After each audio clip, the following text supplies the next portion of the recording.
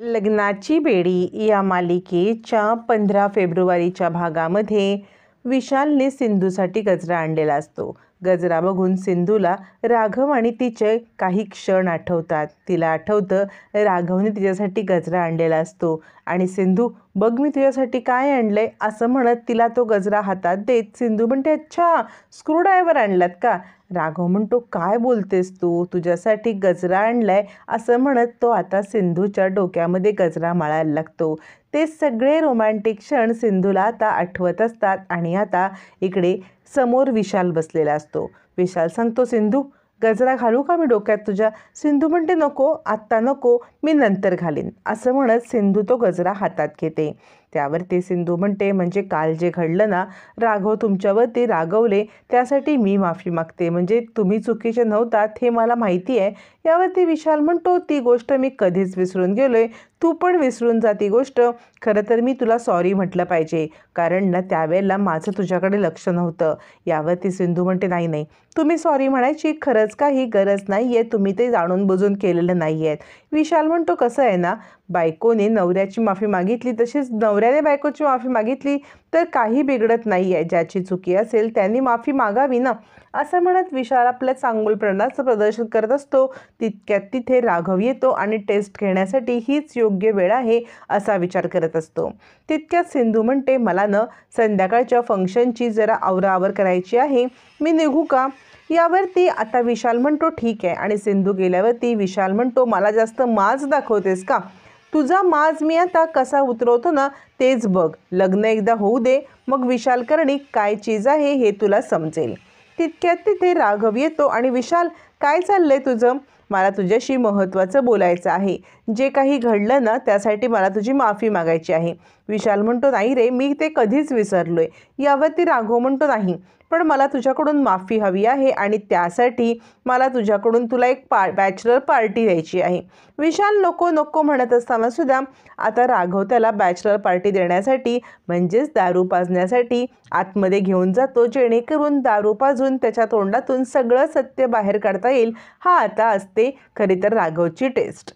तो लगेचच घरामध्ये तिथे आता दारूच्या बॉटल आणतो, थोडंसं काही सामान आणतो आणि गप्पा टप्पा मारत विशालला दारू पाजायला लागतो.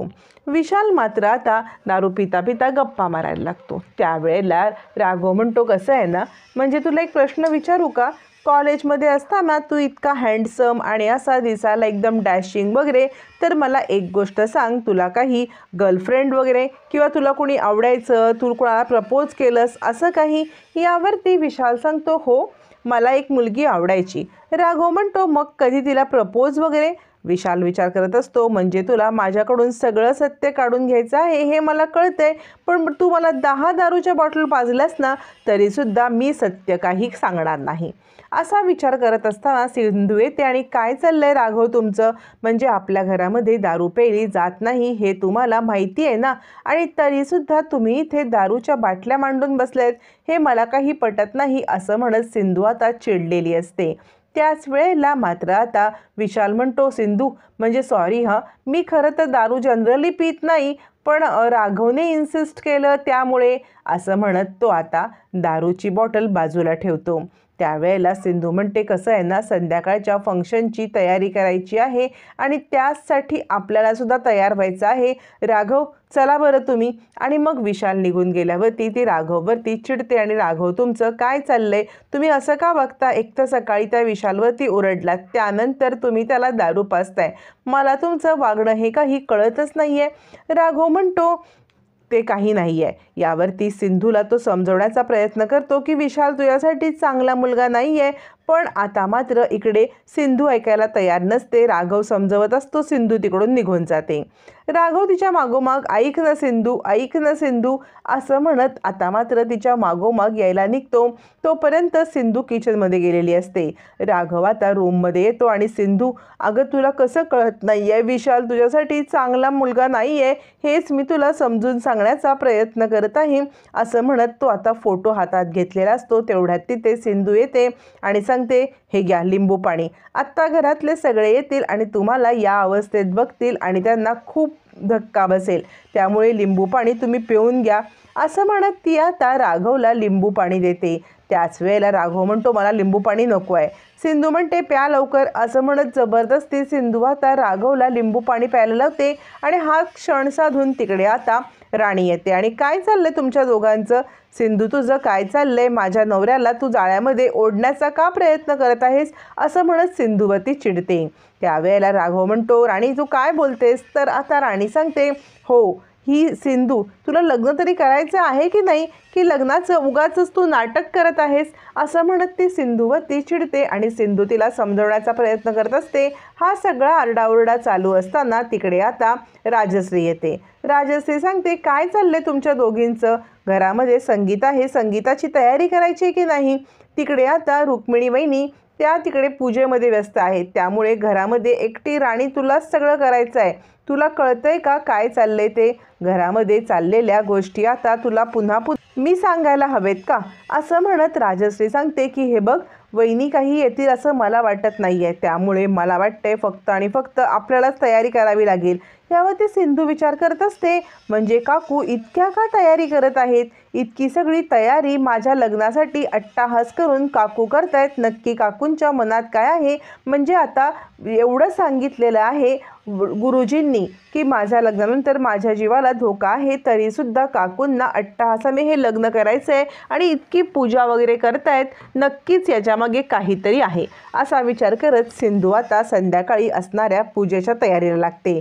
राजश्री सांगते राणी सगळी तयारी तुलाच करायची आहे बरं का? मी तुला मदत करेन, पण तरीसुद्धा सगळ्या जबाबदारी तुझ्यावरतीच आहे. आज रुक्मिणी नाही आहेत, त्याचप्रमाणे ऋतुजा पण तिकडेच पूजेसाठी थांबलेली आहे. असं म्हणत आता संध्याकाळची तयारी सगळी सुरू होते.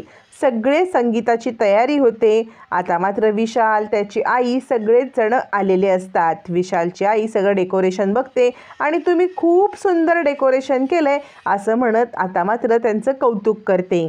त्याच वेळेला सावी आणि विनू खेळत असतात, त्यांचं पण कौतुक करत विशालची आई म्हणते खरंच सिंधूने खूप चांगले संस्कार केलेले आहेत तिच्या मुलीवरती.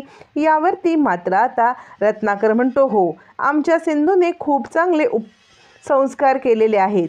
आणि हे सगळं चालू असताना आता मात्र इकडे सिंधू तयार होत असते. तोपर्यंत राजश्री सांगते जा बरं जा रेश्मा सगळ्यांसाठी तू सरबत वगैरे घेऊन ये. त्यावरती राणी सांगते नको मी सरबत आणते. आता राणीच्याच कर्माने राणीच्याच हातावरती खोटा फटका बसणार असतो, कारण राणी स्वतःच्याच पायावरती आता धोंडा मारून घेणार असते. त्याच वेळेला सगळं सरबत आणण्यासाठी राणी जाते आणि तोपर्यंत अन्वी सांगत असते काय झालं काय कळायलाच मार्ग नाही आहे, सगळा प्लॅन फ्लॉप झाला. आरुष म्हणतो काय? राघव मामा त्याची टेस्ट करणार होता ना, मग त्या टेस्टचं झालं तरी काय? यावरती अन्वी सांगते तुला माहीत नाही आहे सगळी टेस्ट फ्लॉप गेली. त्यावरती आता मात्र आरुष म्हणतो काय झालंय काय? टेस्ट फ्लॉप करायला काय झालंय? यावरती अन्वी सांगते अरे त्याने ना खूप दारू प्यायली तरी काही खरं बोलायला तयार नव्हता आणि तरी राघव मामा दारू पाजत असताना सिम्मा आली आणि तिने दोघांना थांबवलं, त्यामुळे हा प्लॅन फ्लॉप झाला. पण आरुष हे लग्न कोणत्याही परिस्थितीमध्ये आपल्याला होऊ द्यायला नको. आपल्याला दोघांना काहीतरी करायला पाहिजे जेणेकरून हे लग्न आपल्याला थांबवता येईल. काहीतरी लवकरात लवकर विचार कर. असं म्हणत दोघांचा आता लग्न थांबवण्यासाठी जीवाच्या आकांताने प्रयत्न चालू असतात. इकडे मात्र सिंधू सुंदर तयार झालेली असते. सिंधू ज्या वेळेला तयार होते त्याच वेळेला मात्र आता राघव तिकडे येतो. सिंधूचं मनमोहक रूप आता तो पाहतच बसतो आणि आता तिच्याकडे पाहता पाहता आता मात्र तो तिच्या प्रेमात नव्याने पडत असतो. सिंधू पण राघवकडे पाहत असते, त्याच्या नव्याने प्रेमात पडत असते. त्याच वेळेला राणीने कारनामे करून ठेवलेले असतात.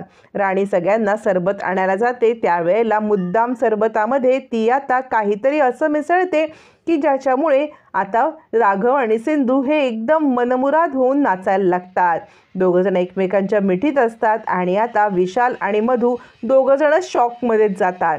यावेळेला केलेलं मधूने कार्य तिला आठवतं. मधूने आता मुद्दाम सिंधू आणि राघव यांच्याच कोल्ड्रिंकमध्ये काहीतरी टाकलेलं असतं, कारण असं तसं राघवला आपल्याला खूप कठीण आहे, राघवला आवरणं आपल्याला जमणार नाही, यासाठी दोघांच्या ज्यूसमध्ये तिने कसली तरी गोळी टाकलेली असते आणि त्या गोळ्या टाकून ते ज्यूस घेऊन ती सिंधू आणि राघवला देते. दोघं ते ज्यूस पितात आणि आता दोघं जण आपलं प्रेम सगळ्यांच्या समोर व्यक्त करणार असतात.